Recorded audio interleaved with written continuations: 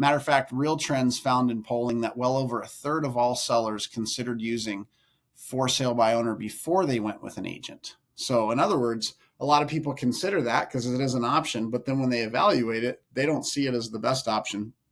And our good friend Steve Murray, the founder of Real Trends and a Housing Wire consultant, said in September, why would they do this? It turns out that people perceive that using an agent to deal with the complexity and possibility of making a stupid mistake is better than if they did it themselves. And that sounds exactly like Steve. He's such an incredible guy and so much knowledge in the industry. That sounds like exactly like something that he would say, just straightforward and to the point. And the good news in all of this is that the consumer not only prefers working with a full service real estate agent, but they believe that they are worth the cost of working with a real estate agent. So excellent news for agents. Continue to keep taking amazing care of your clients like you always have. Sometimes all of this fear of change ends up being little to nothing, and the consumer still likes to work with us. I think this is a big story in terms of favor of keeping clear cooperation policy. Obviously, there's been a lot of debate around this issue in the recent news, and from an organization that kind of looks to protect these marginalized communities. And the idea is with clear cooperation policy that everyone can see all listings that are available, right? That's kind of the underlying idea. And that's not exactly true, but the idea of repealing that causes concern here because if every buyer can't see every listing, right, in a perfect world, then all of a sudden it can be harder to create a level playing field, right? There could be listings that are available or only seen by some rather than everyone.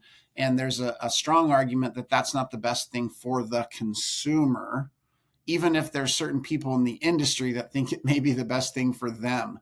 And of course, we know that ultimately not doing the right thing for the consumer not only won't play out well long-term, but it wouldn't be us acting in a fiduciary duty or fiduciary role for the consumer. Now, there's debate on if that can be done differently, which is why this CCP policy is kind of in the news. But we just want to proceed with caution. And real estate tends to lead the economy out of recessions and lead the economy into recessions. Now, I'm not here to predict a recession.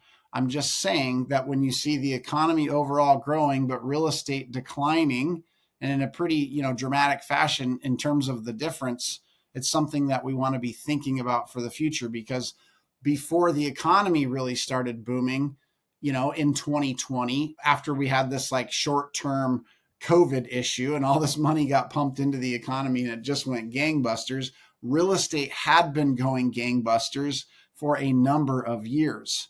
So it kind of led us into, if you will, this huge boom in the overall economy. And now, even though the economy continues to rise, real estate has seen, a downward tick in terms of the overall growth. Matter of fact, there's been a retraction, not growth. And so the question remains, will that lead the overall economy into a recession?